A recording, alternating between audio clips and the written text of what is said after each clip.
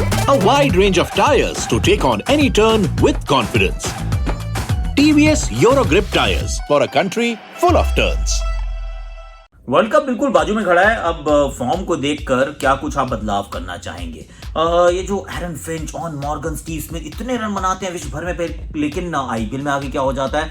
अब आपने ये भी पूछ लिया कि ये जो अभी अगर कुछ मैचेस हम देखते हैं और पाते हैं कि यार स्टैंडर्ड क्या नीचे जा रहा है, क्या मतलब is it really competitive enough?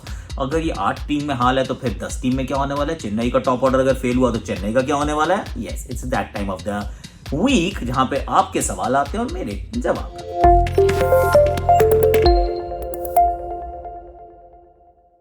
TVS Eurogrip presents #AskAkash और इसमें शुरू करते हैं कहानी। भैया पहला सवाल अपूर्व कुमार का, और अपूर्व ने अच्छा सवाल पूछा। कह रहे कि भाई ये इनका सवाल बेसिकली है कि नेक्स्ट ईयर जब इतनी सारी टीम्स आ जाएंगी, 2 एक्स्ट्रा टीम्स हो जाएंगी और जो ऑलरेडी टैलेंट पूल उसको आप और स्प्रेड कर देंगे। अब स्प्रेड करेंगे तो क्या होगा? क्या ये कमजोर हो जाएगी? क्या मैचेस जो है वो फंस जाएंगी? This is going to be an issue. I totally agree with you, क्योंकि कुछ मुकाबले आप देखते हैं और आपको लगता है कि यार टीमें मतलब अगर जो अच्छी टीम जिनको आप अच्छा मानते हैं, चेन्नई, मुंबई, दिल्ली, ये पेपर पे भी अच्छी लग रही है, RCB now they are always on the top, और बाकी जो है वो अगर स्ट्रगल करती हुई लगातार नजर आती है तो फिर problem might just be in the player acquisition की वो प्लेयर्स कहां से लाएंगे।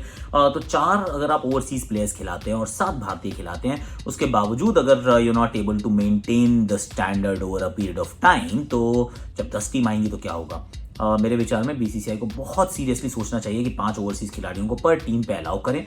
इसका मतलब यह है कि आप अपने स्क्वाड में 10 ओवरसीज खिलाड़ियों को रखें या 11 रखें, व्हाटएवर, बट 5 को 11 में आप अलाउ कर दीजिए। किसी को खिलाना है 5 खिलाए, नहीं खिलाना मत खिलाओ, कोई प्रॉब्लम नहीं है, क्योंकि काफी सारे ऐसे ओवरसीज खिलाड़ी हैं जो मौजूद हैं जिनको अभी आप खेलते हुए नहीं देखते हैं। That might just lift the standard a little bit. मतलब मुझे रासी वानबधूसन जैसे याद आते हैं, मुझे मार्टिन गप्टिल भी याद आते हैं। मतलब कई सारे ऐसे खिलाड़ी हैं कि जिनको आप चाहेंगे कि अब जैसे अब देखो ना, वार्नर बाहर बैठे तो रॉय खेल रहे हैं, वरना नहीं खेलने का मौका मिलता। अभी जिन लोगों ने नाम वापस ले लिए हैं वो भी तो सारे आ जाएंगे ना, तो why not have 5 foreigners? Actually मेरा तो ये सुझाव रहेगा कि 5 फॉरेनर्स के साथ आप उतरिए, और इस लीग के जो स्टैंडर्ड है वो आई थिंक सर्वोपरि है, क्योंकि विश्व की सबसे बेहतरीन अगर ये T20 लीग बनी है तो इस वजह से बनी है क्योंकि इसका स्टैंडर्ड ना सब टीमों से बेहतर, सब लीग से बेहतर है। तो we should try and maintain that. TVS Eurogrip question of the day Yuvraj Singh ji ने पूछ लिया। वो अपना युवराज सिंह नहीं, छक्के वाला नहीं, युवराज सिंह दूसरे हैं। Considering the current form of the players, what would be the changes that you would make in the T20 squad? सबसे पहले तो बहुत ज्यादा बदलाव नहीं करना चाहिए, क्योंकि it just doesn't send the write signal. Message सही नहीं है कि आपने टीम पिक की, उसके बाद वो बीच में टूर्नामेंट आया, आपने उसमें परफॉर्मेंस देखा तो फिर आपको अपनी सिलेक्शन पे शक होने लगा, विच बेसिकली टेल्स यू कि आपने सिलेक्शन ढंग से की नहीं थी। I mean see that's the point ना, कि अगर रोहित रन ना बनाए, for example I am just giving example, Rohit run ना बनाए, कोहली रन ना बनाए, बुमराह की विकेट ना निकले, तो क्या आप इनके बारे में सोचेंगे इनको ड्रॉप कर दो कि नहीं यार क्योंकि रन नहीं बना रहे ना तो वर्ल्ड T20 में नहीं रखेंगे? जब आप वर्ल्ड कप की टीम चुनते हैं ना, तो you have to be very clear in your mind कि ये मुझे चाहिए, ये मेरे बेस्ट प्लेयर्स हैं at this point in time. जो बेस्ट प्लेयर्स हैं वो 3 हफ्ते के अंदर वर्स्ट प्लेयर्स नहीं हो सकते हैं। उनसे बेहतर विकल्प अगर वो 3 हफ्ते पहले मौजूद नहीं थे तो आज भी नहीं होने चाहिए। But then be pragmatic. 1-2 changes तो मुझे लग रहे हैं, क्योंकि हार्दिक पांड्या ने बॉलिंग नहीं की है। अगर हार्दिक पांड्या बॉलिंग नहीं करते हैं और वेरी लिमिटेड अगर बॉलिंग करते हैं, तो जो आपका प्लानिंग थी कि 3 फास्ट बॉलर्स, एक Hardik Pandya as a seam option, वो अगर मौजूद नहीं है तो बदलाव करना पड़ेगा। You'll have to pick another fast bowler. मुझे लग रहा है शार्दुल ठाकुर इस रेस में इस समय दीपक चाहर से भी आगे हैं। The selectors might think about Shardul Thakur, क्योंकि बैटिंग भी कर लेते हैं और फॉर्म तो बॉलिंग का एब्सोल्युटली सेंसेशनल है। इस जब आईपीएल शुरू हुई थी उससे पहले मैं कह रहा Deepak Chahar has to be the guy, लेकिन अभी Shardul Thakur has just bowled a lot better, क्योंकि दोनों में से अगर आप एक चुन रहे हो, भुवी का form is also a concern. तो मुझे लगता है एक बदलाव में आपको एक फास्ट बॉलर को और ऐड करना पड़ेगा, यानी कि एक स्पिनर को आपको शायद बाहर बिठाना पड़ेगा, because how else do you actually fit in another fast bowler in the 15? तो ये एक समस्या रहेगी। अब कौन बाहर जाएगा? It's going to be a tough one, really tough one. एक बैट्समैन मुझे लगता है कि उसकी तरफ शायद आप देखेंगे कि भाई चूंकि सूर्य कुमार यादव के पास फॉर्म नहीं है, ईशान किशन के पास फॉर्म नहीं है, Rishabh Pant is also not really flying high ना, ऐसा नहीं कि बहुत कमाल की बल्लेबाजी कर रहे हैं। हार्दिक पांड्या भी बहुत मतलब रॉकस्टार बैटिंग नहीं कर रहे हैं। तो अगर इतने सारे आपके मिडिल ऑर्डर के बैट्समैन और किसी के पास फॉर्म नहीं है, तो maybe you might want to have one more guy जो आपके विकल्प के रूप में मौजूद हो। श्रेयस अय्यर को आप ला सकते हैं, सोचना पड़ेगा कि संजू सैमसन भी हो सकते थे, वो ऋतुराज गायकवाड़ भी हो सकते थे, पर ओपनर्स हैं, ओपनर नहीं चाहिए आपको, चाहिए middle order batsman. Middle order batsman की जो लिस्ट है उसमें से मुझे श्रेयस अय्यर का नाम समझ में आता है, उसके अलावा कोई नहीं। तो ये दो एक बदलाव मुझे दिखते हैं कि एक फास्ट बॉलर ऐड होने का और एक बल्लेबाज के एडिशन का। That's what I feel. Rakshit ji का अब सवाल है, ये पूछते हैं will the over dependence on openers cause difficulties for Chennai in the playoffs. Rakshit over dependence है, सी सबसे बड़ी बात तो यह है कि ये तो मानना पड़ेगा कि है, और अगर ये फायर नहीं करते तो फिर आपकी जो सॉफ्ट अंडर बेली है वो एक्सपोज हो जाती है, एक बार नहीं बार बार होती है। एक दिन आपने मतलब वो 28 पे 26 पे 4 थे मुंबई के सामने, वो तो ऋतुराज ने क्या पारी खेली और आपको पता ही नहीं चला कि आप इतना साधारण आपकी बल्लेबाजी थी। अंबती रायडू आपको कई बार आके बचा जाते हैं, लेकिन अगर दोनों ओपनर आउट हो जाए, एक बना रहे तो काम चल जाते हैं, लेकिन दोनों आउट हो जाते हैं। मोइन अली का ये वाला लेग विद द बैट कोई बहुत आउटस्टैंडिंग नहीं रहा है। Ambati Rayudu is batting really well. Raina no runs, पिछले मैच में नहीं भी खेले थे। महेंद्र सिंह धोनी नो रन्स और नो फॉर्म, ये हमने पिछले मैच में देखा कि उनकी करियर की सबसे धीमी पारी थी, वो करियर की सबसे धीमी पारी। तो फिर जड्डू अच्छी बैटिंग कर रहे हैं, ब्रावो अच्छी बैटिंग कर रहे हैं, पर वो जो बीच में ना मिडल मडल है और उसके लिए फंस सकते हैं। क्या फंसेंगे? सी आई एम नॉट अ ज्योतिष, मुझे कहना मुश्किल है कि हम फंसेंगे, ये टीम फंसेगी नहीं फंसेगी, लेकिन जिस दिन इनके दोनों ओपनर इकट्ठे आउट हो गए, this team is in trouble, there is no doubt about it.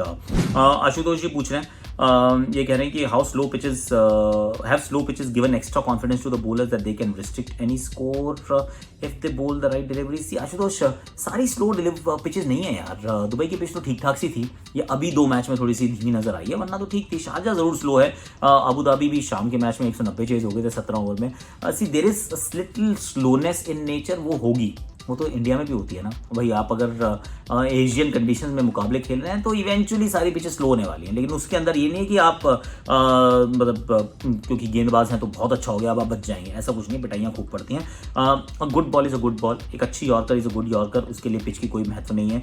Bouncer of course आपका कद थोड़ा सा और बढ़ जाता है अगर वो वेरिएबल बाउंस हो या वेरिएबल पेस हो।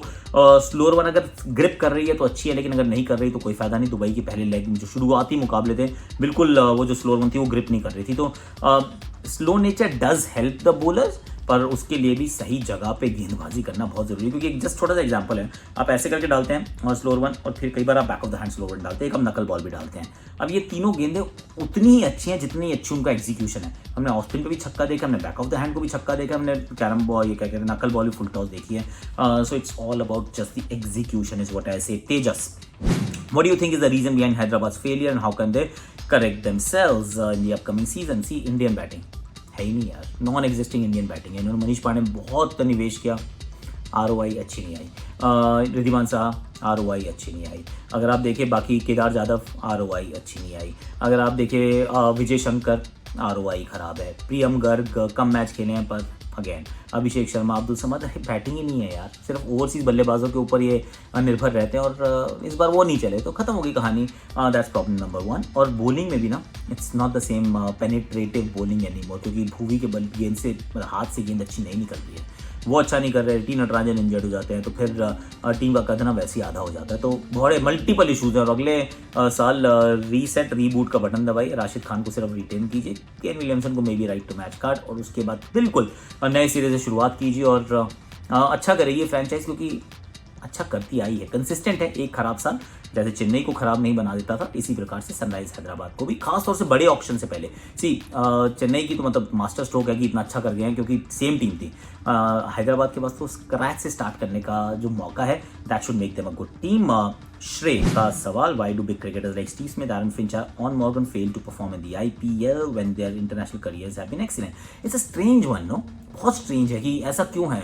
एरन Finch should be a runaway T20 match winner. Eoin Morgan के आंकड़े इतने अच्छे कि that he should also be absolutely sensational. Steve Smith is not a T20 rock star, see let's be honest, उनके साथ तो मुझे थोड़ी सी फिर भी सिंपैथी है, पर मॉर्गन आई डोंट नो यार, ये IPL is a different beast all together. I feel कि इसका जो प्रेशर है वो अलग है, वो मतलब इंटरनेशनल क्रिकेट से भी ज़्यादा है, क्योंकि सी इंटरनेशनल क्रिकेट में आप अपने दोस्तों यारों के साथ होते हैं जिनके साथ आप हमेशा रहते हैं, और कुछ लोग होते हैं जो they come to the fore, they are at their best when they are in their own environment. उस एनवायरनमेंट से आप जैसे ही उनको बाहर निकालते हैं, they are not the same player. So maybe that's the only reason.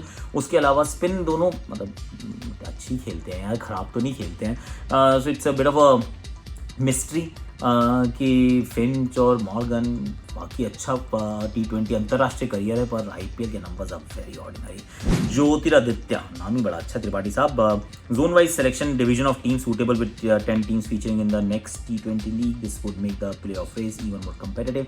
Zone wise नहीं चाहता मैं ऑनेस्टली, क्योंकि ना हो सकता है एक लखनऊ की टीम आ जाए तो आपके पास नॉर्थ के अंदर 3-4 टीम्स हो जाती हैं। मतलब राजस्थान है, दिल्ली है, पंजाब है और लखनऊ हो गई। अगर आप वेस्ट की तरफ जाएंगे तो वहाँ पे आपको मुंबई मिलेगी, मुंबई के साथ आपको हो सकता है गुजरात की एक टीम मिल जाए। मे बी यहाँ पे आप चाहें कि आप चलो भाई राजस्थान को हम नॉर्थ में नहीं, हम ये वेस्ट में डाल देते हैं। ईस्ट की तरफ देखेंगे तो कोलकाता है, कोलकाता के अलावा ईस्ट में तो मुझे कोई टीम नज़र नहीं आ रही ज़्यादा। वहाँ पे तो आप कैसे करेंगे जोन वाइज डिवीजन। फिर नीचे देखो साउथ में काफ़ी टीम्स हैं, हैदराबाद है, बेंगलोर है, चेन्नई है, तीनों अच्छी टीम्स हैं। पर अगर आपने जोन वाइज डिवीजन कर दिया तो समझ लीजिए कि मुंबई चेन्नई के 2 मैच नहीं होंगे, बैंगलोर चेन्नई के भी 2 मैच नहीं होंगे। मतलब बैंगलोर चेन्नई के तो हो जाएंगे, पर बैंगलोर मुंबई के नहीं होंगे, मुंबई दिल्ली के 2 मैच नहीं होंगे, दिल्ली चेन्नई के 2 मैच नहीं होंगे, कोलकाता मुंबई का मैच नहीं होगा। तो फिर that's not, I don't like it. Personally मुझे तो लगता है कि आप किसी भी तरीके से करिए, सब टीमों के खिलाफ 2 मैच खेलना चाहिए। आई नो 94 मैचेस हो जाते हैं, लंबी हो जाती है लीग, पर वही तो होगी ना 2023 में। 2022 तक ठीक है, आप 74 मैचेस कराएंगे, तो स्प्लिट एक बार पहले भी किया था। It just doesn't make sense. मतलब बहुत ज़्यादा मज़ा नहीं आता है जिसमें आप आधी एक टीम के साथ आप 2 बार खेलते हैं, एक टीम के साथ आप 1 बार खेलते हैं। वो कैसे डिसाइड होता है? Permutation combination change completely, home away, it just complicates things. तो आइडियल जो है वो है कि आप सब टीमों के साथ 2-2 मैच खेले, एक घर पे एक बाहर। सो बी इट, थोड़ी लंबा टूर्नामेंट होगा तो क्या हो गया, पर यहाँ पे नहीं होगा। पर zone wise division I am not for it यार। तो आज के लिए इतने ही। Like share subscribe comment notification घंटी, और कल फिर 2 वीडियो आने वाले हैं, तो उसके लिए आप तैयार हो जाइए। एक सुबह 7 बजे आएगा, एक 10 बजे आएगा, और जाते जाते वो नोटिफिकेशन घंटी बजा देना यार। It's okay. You are watching TVS Eurogrip presents #AskAkash।